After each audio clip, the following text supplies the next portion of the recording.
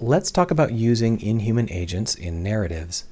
I find that a lot of narratives include inhuman agents and then don't leverage them.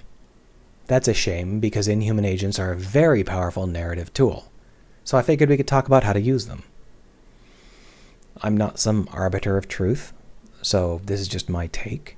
But even if you disagree with my take, I think you'll agree that inhuman agents are more than just enemies for the players to mow down. They have a narrative role, and they can be used to make our narratives better if we think about it. And that's what we're going to do. The first thing we got to think about, though, is what an inhuman agent is. An inhuman agent is any character or force in your narrative that is explicitly portrayed as being from beyond the realm of human experience. Probably the most obvious example, any story with words like Yog-Shoggoth, that's going to be from beyond the realm of human experience. It doesn't really matter whether Yog-Shoggoth is from sea or from outer space. It's some sort of elder god that is from beyond what humans can conceive. There are a lot of these sorts of alien god villains in video games. For example, we got Lavos from Chrono Trigger, or we've got Reapers from Mass Effect. Whatever sort of villains we want to have, it's pretty clear when they are inhuman agents, because they are very obviously from beyond the realm of humanity, from beyond the scope of what humans are capable of. This allows them to dominate the game. They loom over the game because they are explicitly presented as being something that you can't deal with.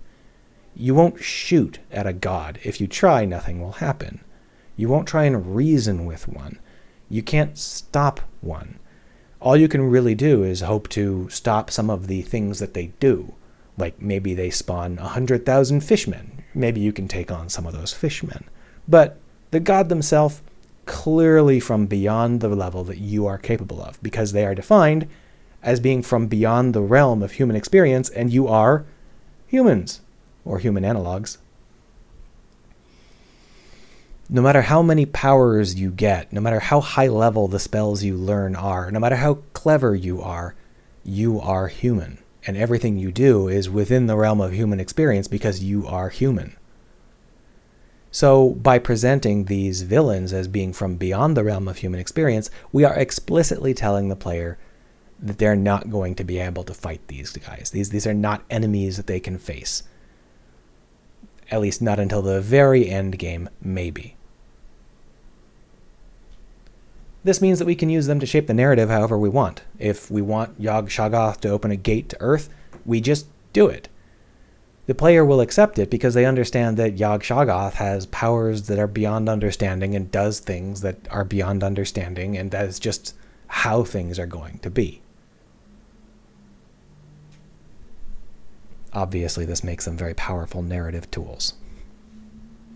But not all inhuman agents are space gods. For example, let's talk about another kind of space-based inhuman agent. In Outer Wilds, we have this thing called a sun. And it is just a sun. There's nothing in it that makes it into a giant space squid or anything like that. It's just an ordinary sun. But it is explicitly presented as being something that is beyond Hearthian experience. Hearthians are the human analog. Because it is presented that way, it plays basically the same role as something like Yog-Shoggoth.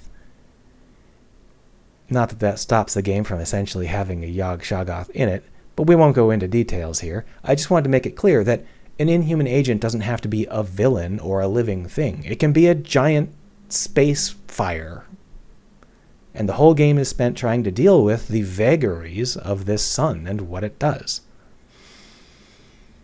Or how about Life is Strange, the original? Max has, one really big problem. And that really big problem is that, there's a storm coming, and it's going to wipe away the entire town. The storm is an inhuman agent. It can't be shot. It can't be stopped. It can't be reasoned with. All you can do is hunker down and hope to survive. Max's powers themselves are an inhuman agent. technically they're part of Max, but they don't really do what Max wants them to do. They pretty much do their own thing. They evolve, they have weird side effects. Things happen with her powers that are clearly outside of her control and outside of human experience. Her powers themselves are an inhuman agent, and they shape the narrative however the devs want the narrative to be shaped. Because all of these inhuman agents are so tightly bound to how the narrative progresses, they are usually going to be specific echoes of whatever theme you're trying to deal with. Max's powers evolve over time because Max's personal concerns evolve over time. This hurricane is a representation of the inevitability of life. And I mean, that's pretty obvious when you play the game. It sounds hoity-toity when you say it, but that's literally what it's here to do. It's here to represent the inevitability of life in a game where the whole point is that you can rewind time. It's like, even if you could rewind time, you can't stop the storm. All you can do is hope to endure. Now, obviously, we could nitpick exactly what these things mean, but the point here is that these are relevant inhuman agents. They not only shape the narrative, but they resonate with the narrative. They exist specifically to tell us what the narrative is about. And that's the same thing with, say, Lavos. Lavos in Chrono Trigger is a giant space rock from space, but he exists specifically to show us that yes, we're mortal. We don't have much power. We're not going to live long, but there's still reasons to live. There's still reasons to strive. And, the real journey is the friends we made along the way. He exists specifically to allow the narrative to present those themes in an effective way. And because he looms over the entire game, that theme looms over the entire game.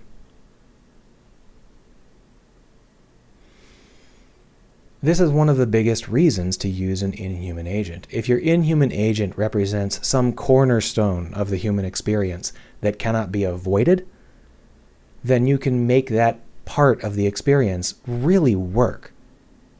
Not all inhuman agents are like that. I mean, the Reapers don't really represent anything, but it is a lot of fun to consider making your inhuman agents actually support the themes of your story. It makes it very easy to write those themes and events that happen around those themes. There is also another kind of inhuman agent that I sort of glossed over. And that would be the human presenting inhuman agent. This happens a lot. Whenever a comic goes on for long enough, you're going to have some writer that decides that what you really need to make this comic work is some dude in a cloak with a mask, and they will go, I have all of the infinite power of all of the cosmos. I could blow up the world right now if I wanted to, but I won't. I don't feel like it. I just want to torture you for a while. That's really my only motivation for existing. I don't like this. I don't like these human inhuman agents. In theory, it could work. For example, if you had ghosts from the past that had been around for so long that they had agglutinated into one sort of ephemeral mass, that would be a really interesting inhuman agent that could present as human from time to time. But the problem is that when they are too human, when they stoop to interacting as humans interact, they become humans. They become human scale because they are literally becoming human scale. And that's something that you have to be very careful to try and avoid when you are presenting as human. This is going to be an issue if you are doing things like, for example, let's say that one of your villains dies and you decide that you really like them, so you bring them back as a super overpowered god version of what they were before. That's technically an inhuman agent, but it's so close to being in the human experience that it can't be very big. It can't really loom over the story because it's too close to something that the players could actually deal with. It's too close to being human. This is also a very common problem where your inhuman agents will simply tell the players what they want. Like, I've played games where, Yog Shoggoth pops out of the ground near the end game or something and goes, "Yeah, I'm going to conquer the world," he says in English. And it's like, why? Why would you, not even why would he want to conquer the world? As a writer, why would you write that? It explains what this ancient demigod wants, but it explains it in a way that is human level. Yeah, humans want to conquer the world. That's a human sentiment. If a god wants to conquer the world, suddenly they are inside of the human realm. They have something that they want that is exactly what a human might want. By trying to explain what these inhuman agents are or want in human terms, you risk reducing them to human scale, which takes away a lot of their power. This isn't necessarily bad, though. It's just that it's irrevocable. Once you do it, it's done. You can't make them god level again because they are now permanently explained. They are permanently understood. They are no longer ineffable. They are now just effable. This is going to be an issue if you do it too early, but it can be very powerful if you do it quite late. For example, let's say that you have some sort of weird god alien monster that the characters are fighting, and they've been fighting for a long time and having a hard time, and the god alien monster just, isn't super overpowered. It's not like a snap your fingers and explode the planet overpowered, but he's presented as being from outside the realm of human experience, and he's devious and evil. And then at the very end of the fight, you realize that, he's something like a lost child that got swept up by a curse or something, and something went wrong, and he's essentially just been locked in limbo the whole time, and he's actually just a lost child inside of that power.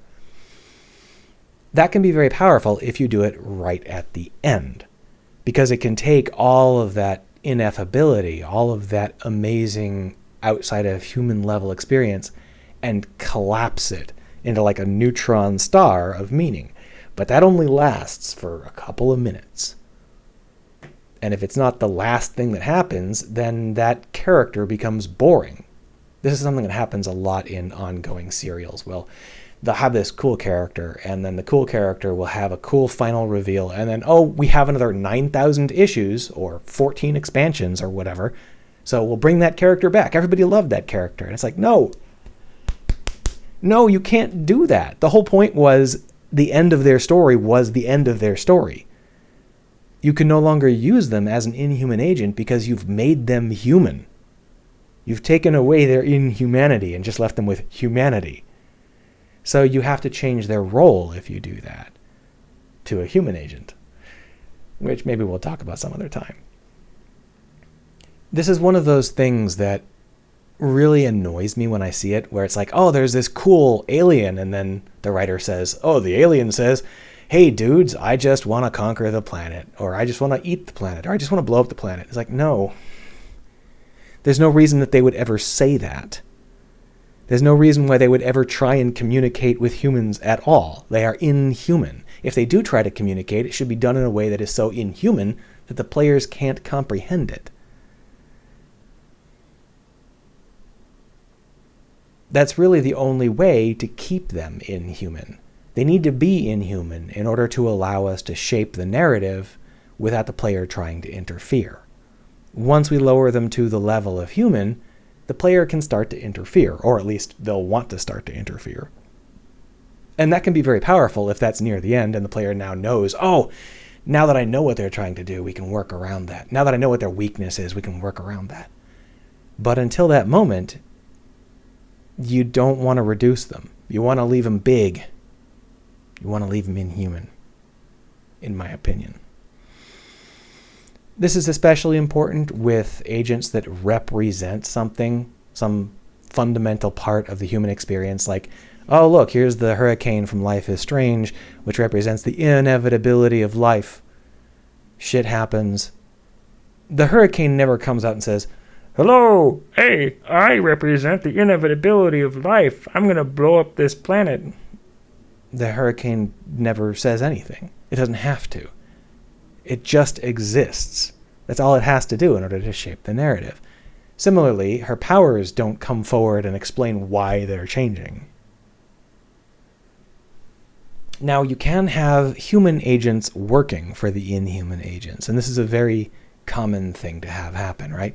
Yog-Shoggoth shows up, and he's unfathomable. Nobody really understands what's going on.